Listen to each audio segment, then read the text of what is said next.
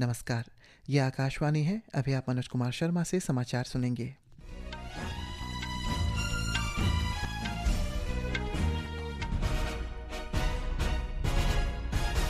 पहले मुख्य समाचार। प्रधानमंत्री नरेंद्र मोदी ने नई दिल्ली में पैराग्वे के राष्ट्रपति सैंटियागो पेना पालासियोस से बातचीत की। कहा, भारत और पैराग्वे आतंकवाद के खिलाफ लड़ाई में एक साथ खड़े हैं। प्रधानमंत्री मोदी अब से कुछ ही देर में नई दिल्ली के भारत मंडपम में अंतर्राष्ट्रीय वायु परिवहन संघ IATA की 81वीं वार्षिक आम बैठक में भाग लेंगे।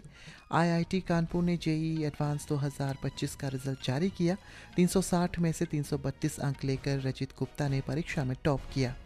IMD ने अगले 5 दिनों के दौरान पूर्वोत्तर भारत में भारी वर्षा का अनुमान व्यक्त किया। हमास ने अमेरिका द्वारा प्रस्तावित गाजा युद्ध विराम समझौते पर अप्रत्यक्ष वार्ता शुरू करने पर सहमति जताई।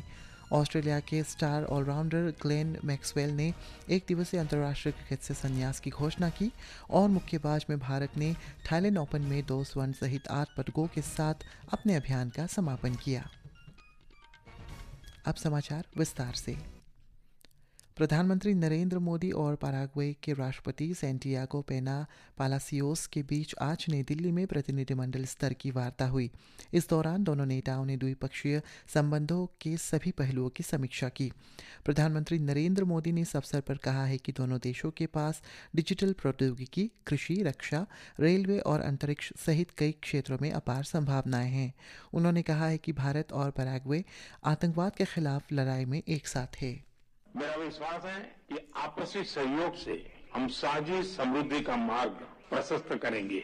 एक्सेलेंसी, हमारे पास आर्थिक सहयोग सहित डिजिटल टेक्नोलॉजी, क्रिटिकल मिनरल्स, ऊर्जा, कृषि, स्वास्थ्य, डिफेंस, रेलवे तथा स्पेस जैसे क्षेत्रों में सहयोग के नए अवसर हैं।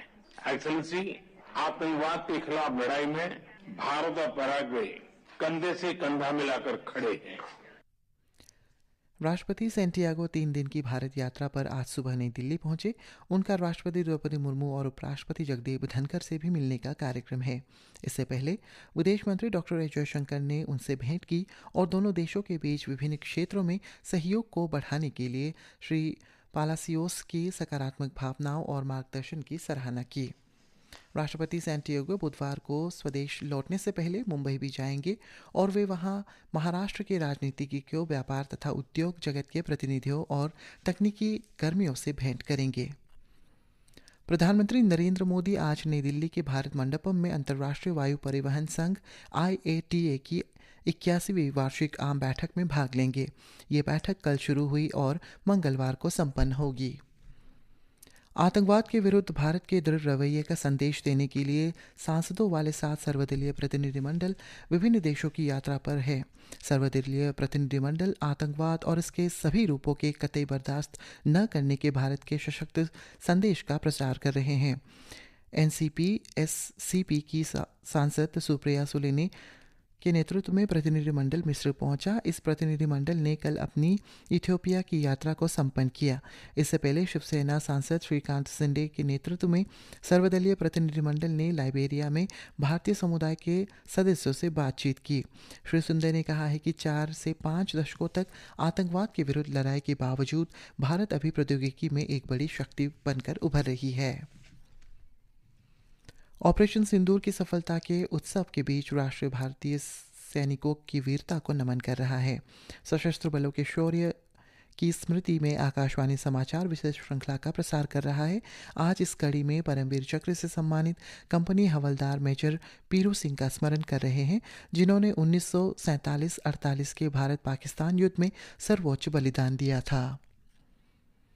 सरकार ने देश में इलेक्ट्रिक यात्री कार के विनिर्माण को प्रोत्साहित करने के लिए एक योजना के दिशानिर्देश की अधिसूचना जारी की है।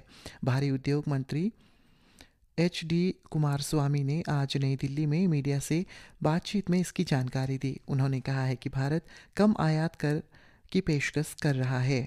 महाराष्ट्र के मुख्यमंत्री देवेंद्र फडणवीस 5 जून को Nagpur Mumbai super communication expressway की अंतिम 76 किलोमीटर लंबे एक्सप्रेसवे का उद्घाटन करेंगे, जिसे समृद्ध मार्ग के नाम से जाना जाता है।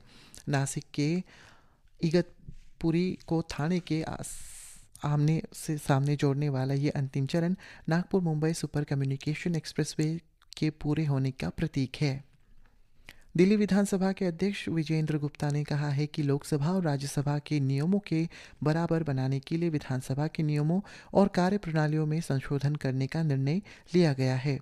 नई दिल्ली में मीडिया को संबोधित करते हुए श्री गुप्ता ने कहा है कि सदन की कार्रवाई में और पारदर्शिता लाने तथा विसंगतियों को दूर करने के लिए दिल्ली विधानसभा की नियम पुस्तिका में सदन के दोनों सदनों की श्रेष्ठ कार्यप्रणालियों का समावेशन किया गया है। भारतीय प्रौद्योगिकी संस्थान कारपुन ने आज जेईई एडवांस परीक्षा 2025 के परिणाम घोषित कर दिए हैं। छात्र छात्राएं वेबसाइट result25.jeeadvance.ac.in पर अपने परिणाम देख सकते हैं। जेईई एडवांस परीक्षा भारतीय प्रौद्योगिकी संस्थानों और तकनीकी शिक्षा के अन्य सहभागी संस्थानों में स्नातक पाठ्यक्रमों में विशेष प्रवेश के लिए आयोजित की जाती है।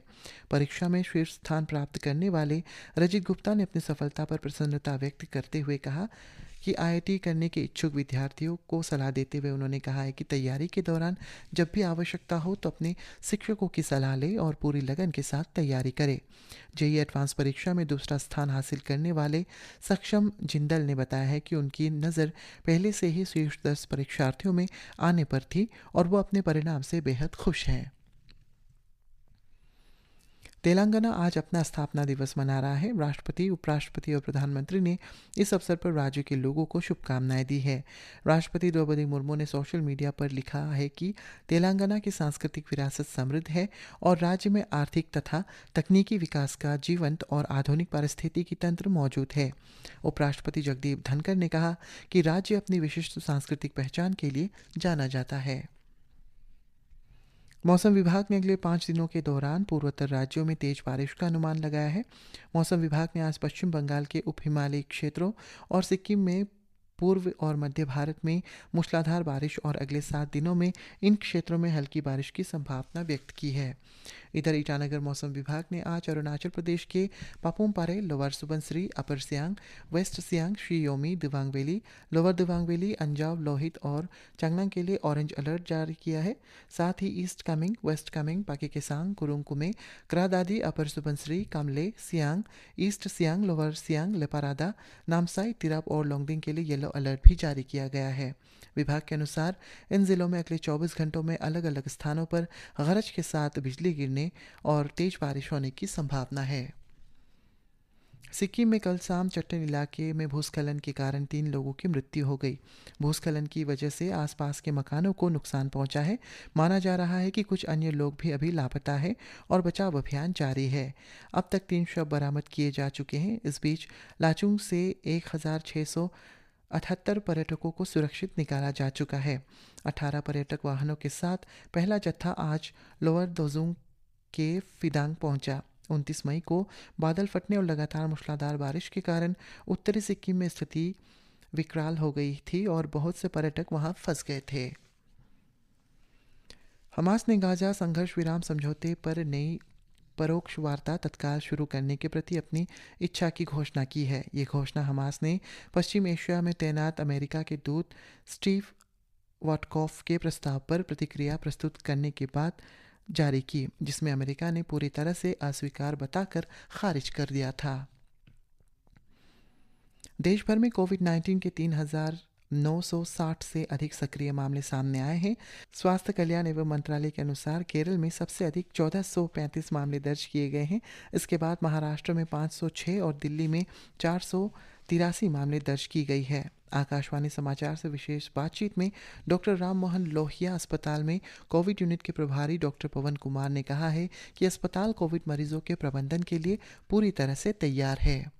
ऑस्ट्रेलियाई स्टार ऑलराउंडर क्रिकेट खिलाड़ी ग्लेन मैक्सवेल ने आज एक दिवसीय अंतर्राष्ट्रीय क्रिकेट से संन्यास की घोषणा की है और थाईलैंड ओपन अंतर्राष्ट्रीय मुक्केबाजी प्रतियोगिता के चौथे संस्करण में भारत ने 2 स्वर्ण सहित 8 पदकों के साथ अपने अभियान का समापन किया।